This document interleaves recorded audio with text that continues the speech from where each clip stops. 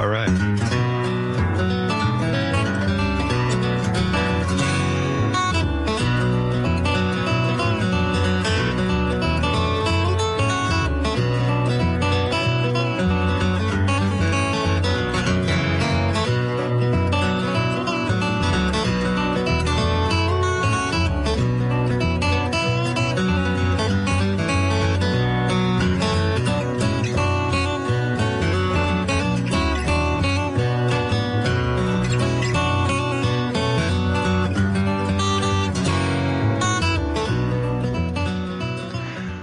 Good morning and welcome to City Watch on WBAI 99.5 FM and also streaming live at WBAI.org.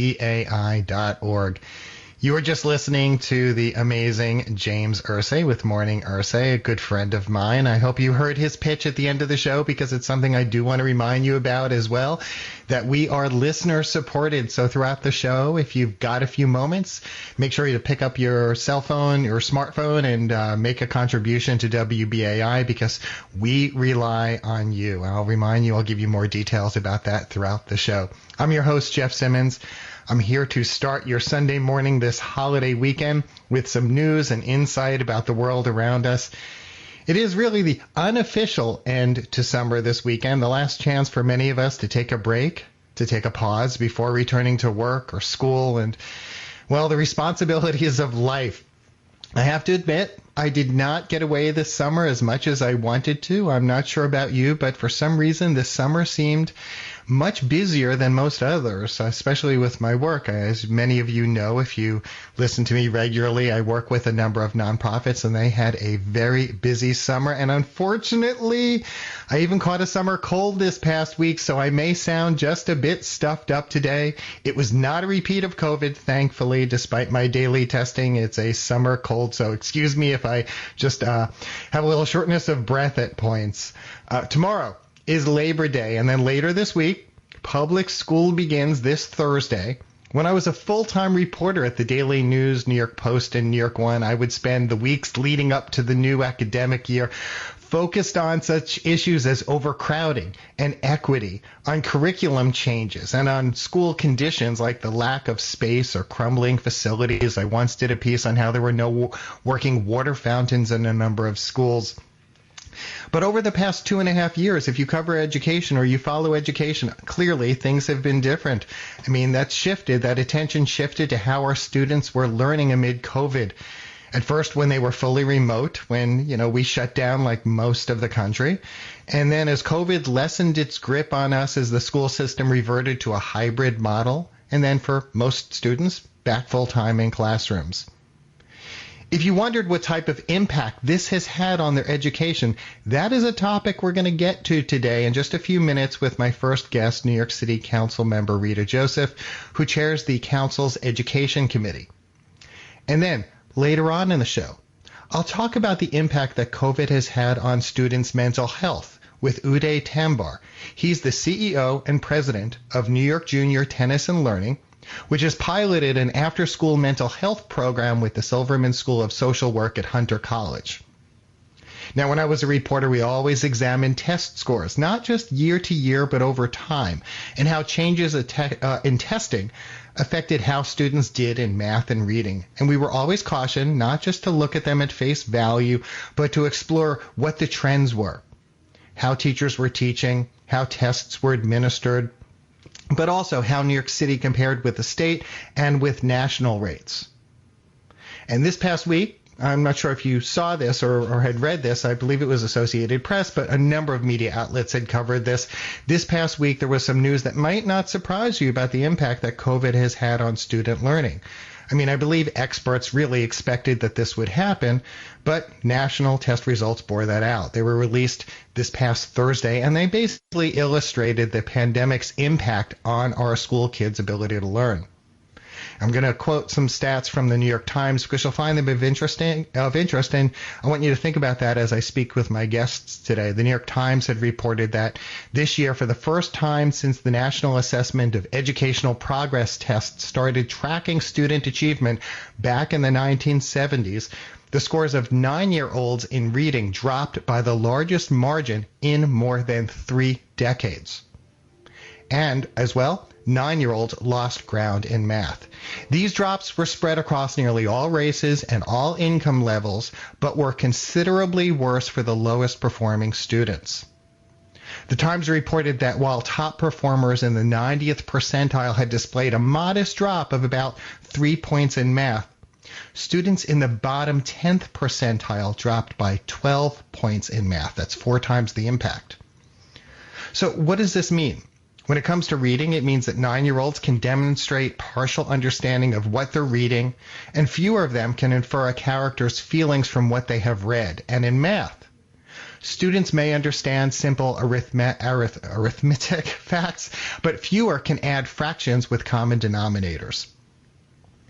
These results, think about it, these results could have significant consequences for a generation of our kids who have to get beyond basics in elementary school so they could succeed later on in life. Think about what that impact will be on our workforce years from now.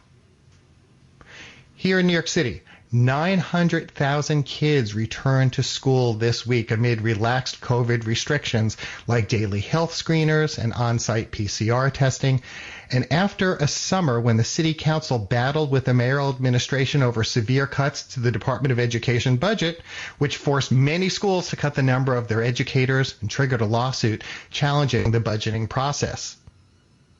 On Friday, it came to light that the New York City Council has just called a meeting for this Tuesday morning, and from what I read, it could be to pass a resolution urging our Mayor Eric Adams, to add funds back to the school's budget, which, as our listeners know, took a sizable hit in the new fiscal year budget.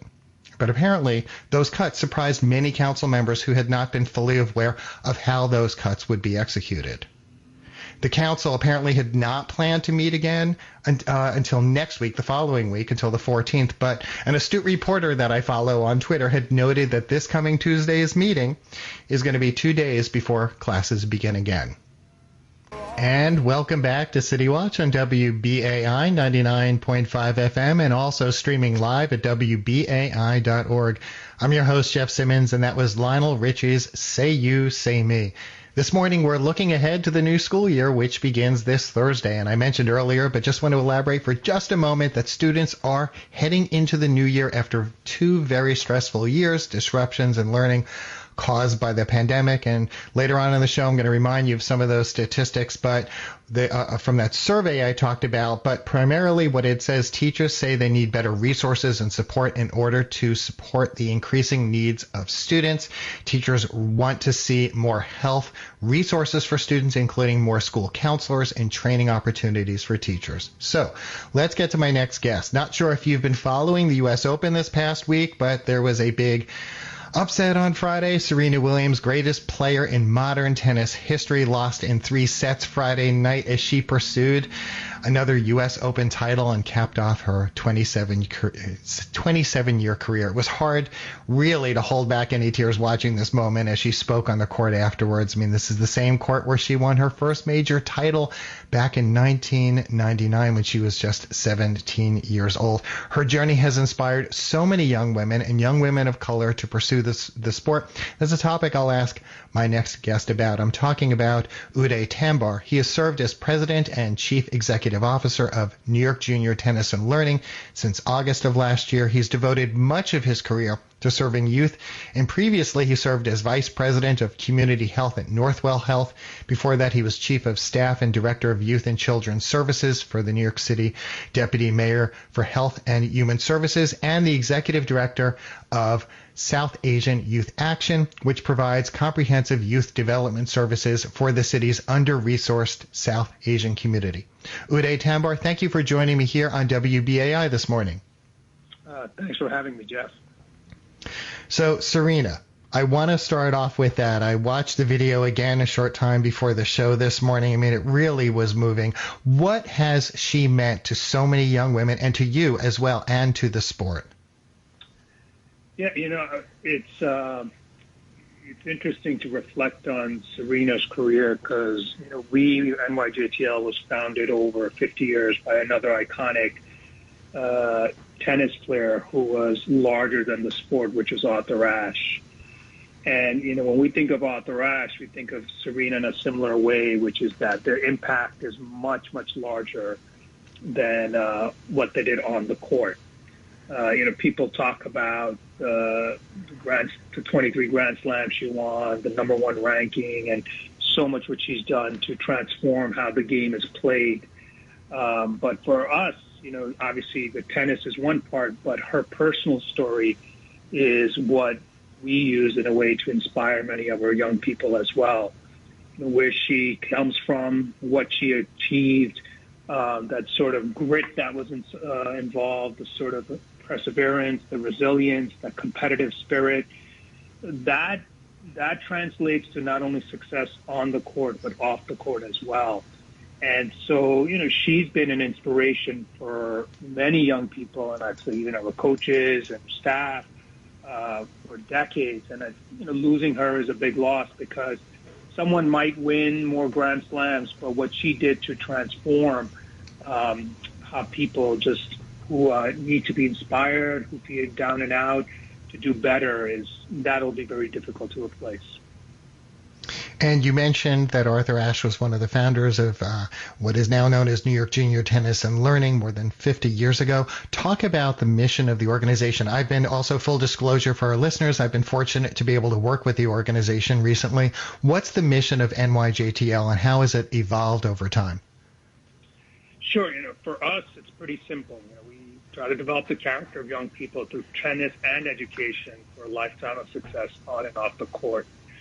What we believe, and this I think was true when Arthur founded the organization and as well as today, is that talent is universal, but opportunity is not. And, Serena's story is obviously just the perfect example of that, right? She's extremely talented. Most people think, a young woman or a young girl in Compton, doesn't have the potential to reach the sort of the level she did. But the talent was there, and so the opportunities was created through her family and others for her to achieve her full potential. We try to do that in the communities that we are in. We are in over 30 different elementary and middle schools. All are Title I schools. We do community programs, grassroots programs, which are free. And this in the past summer, it was over 30 locations, and over the course of a whole year, it'll be over 50 or 60 different locations as well. The idea is that we go into the communities to give them this opportunity so that they can get a chance to showcase their talent and reach their full potential. What do you hope they learn? We talk about on and off the court. What do you hope students who participate in your program take away? How do you hope that this impacts them? I think it's basic skills, which is transferable to all aspects of life. One is resilience, meaning that you can sort of persist despite any setback or challenges you have. The sort of that competitive spirit, that sort of the drive to win, desire to be the best, sort of demonstrating some sort of on-court self-control. That's important as well. Having a positive attitude, respectful, self-direction, right? Meaning setting your goals and sort of expending the energy and effort to achieve them. And critical thinking, right? Which is that when you're on the court, you have to be creative, whether you're in our after-school programs doing robotics or homework help. It's solving different kinds of non-familiar problems in maybe a conventional way or an innovative way, but those sort of critical thinking skills as well. So I'd say critical thinking, self-direction, positive attitude, competitive spirit, and resilience is what we hope our young people get from our programs. And I mentioned earlier in the show, I've talked about this survey that had come out, and I talked with the New York City Council member Rita Joseph, who chairs the Education Committee, about the challenges over the last 2.5 years. And the survey mentioned that 78% of New York City teachers say students' mental health is worse today compared with before the pandemic. This is the type of thing that is motivating, or has been motivating, NYJTL to look towards a solution to be able to assist students with their mental health challenges. Tell us a little about how NYJTL has responded to this and what you're doing. Absolutely. I think one thing that the survey that you mentioned, I'm not sure it picks up on this, is that the mental health is worse before than now, but some of it is also the pandemic has those exacerbated pre-existing conditions as well. And, you had kids were anxious, depressed, or stressed. Some of them, it was latent. It got, heightened during the pandemic. Some of them already might have been in that state and it worsened. And so what we realized is as we're serving young people, we can't just say, hey, let's just work on some tennis thing. Like, say, hey, what's the matter with you? Why aren't you focusing on tennis, right? It's almost flipping the lens of how we talk to them as saying, what's the matter with you, as in what matters to you. And that sort of shift in focus, right, and saying what matters to them, it became clear addressing their mental health needs was going to be a priority before they could focus on homework help, focus on, the drama club, focus on tennis drills. And so what we realized is that, this is something most tennis and education organizations across the country don't do. So we had to develop a creative approach.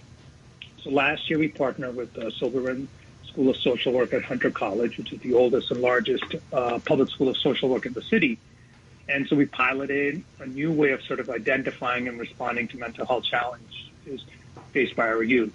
So it's free in the schools that we piloted this in. And what happens there is that our staff there work to identify students who are displaying, like I said, anxiety, depression, stress.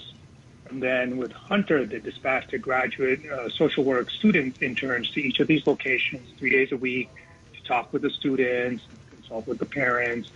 And, we began with sort of 10 social work students last year and plan to expand it this fall as well, with the hopes of trying to grow it even more with the positive response that we've gotten.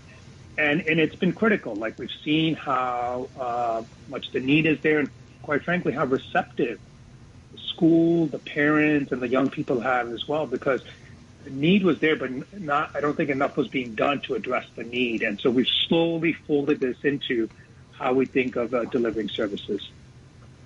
And I'm glad you mentioned parents because, I would think that parents also have a role in this. And how can parents be supportive at this time? What can they take away from this conversation?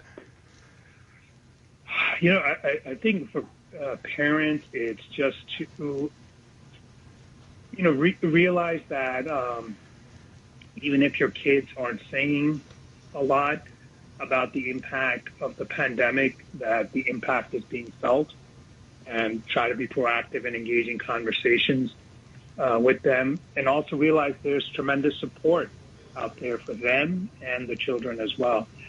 I know the city, sort of the Department of Health and Mental Hygiene has support. The DOE is trying to do some work on this as well. The school counselors, the guidance counselors, social workers that are in school, groups like us that are in the schools.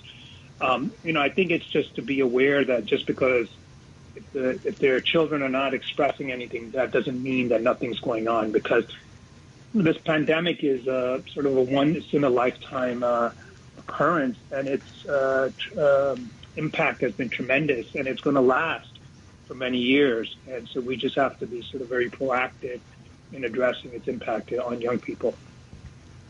Why is this work important to you? Because I look at your career, you've been very focused on increasing opportunities for youth. Why was this the career trajectory you wanted to pursue?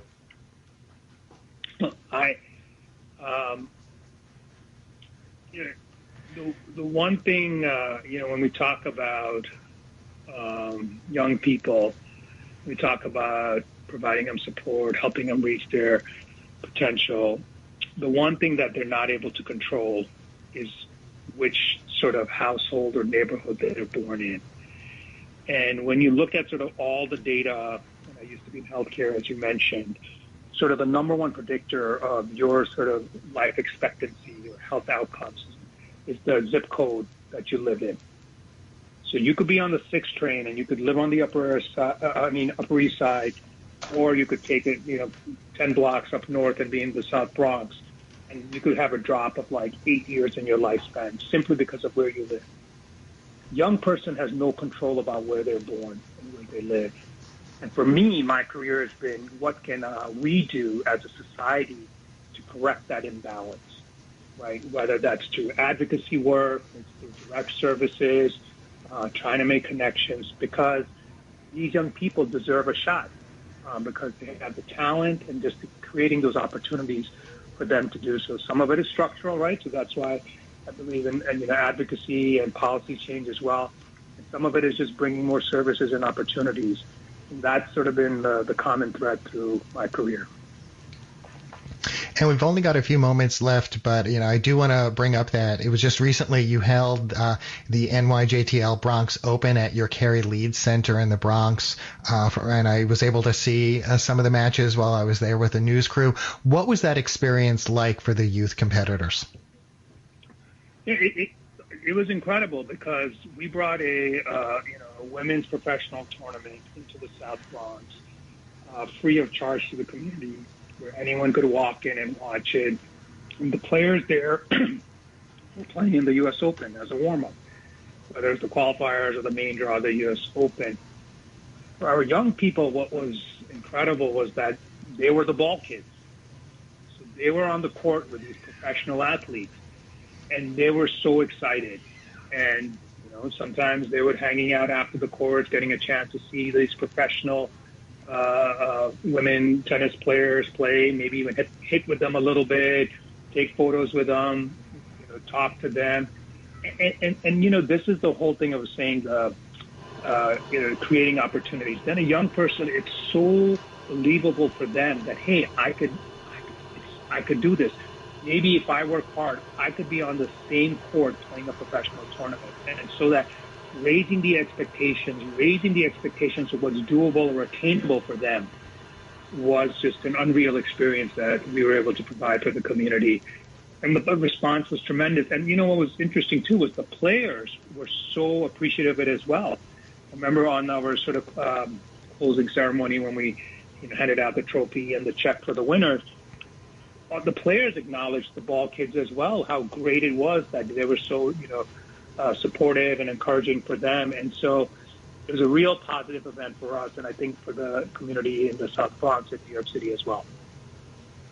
And in talking about opportunities, if there's a parent who's listening to the show, or maybe a youth that's listening to the show today, and they want to get involved with NYJTL, they'd like to find out about if in their school or in their district there's a program, if one of your locations is there, how can they get involved? What can they do? And what are those opportunities this fall? I'd love for them to know about it. Yeah. So the best way to learn about what we do is visit our website, and that's nyjtl.org, nyjtl.org, O-R-G. We are in all 5 boroughs. Our community tennis program is in 5 boroughs. Our school-based programs in about 34 different elementary, middle schools, 1 high school as well. So we should... for all your listeners, there should be at least one location that's somewhat near where they are. And it's an opportunity to get introduced to the sport. It's an opportunity to see if they can get hooked. And then what we also do in our programs is there's a pathway to continue to develop your skills, right? There's an introductory program which teaches you how to hold a racket and sort of get comfortable hitting a ball. But then you can reach a level where we're providing sort of very high performance training as well, where you're competing at tournaments. And this is, again, free of charge for community members. And, the more competitive programs, we prioritize low income communities for that. But, I'd say begin by going to the website, and that's a good way of seeing sort of the breadth of what we do and where we do it. Udai Tambar, I want to thank you so much for joining me here on WBAI City Watch this morning. Thanks, Jeff, and thank you for your continued support, and hope your listeners enjoy watching the rest of the U.S. Open.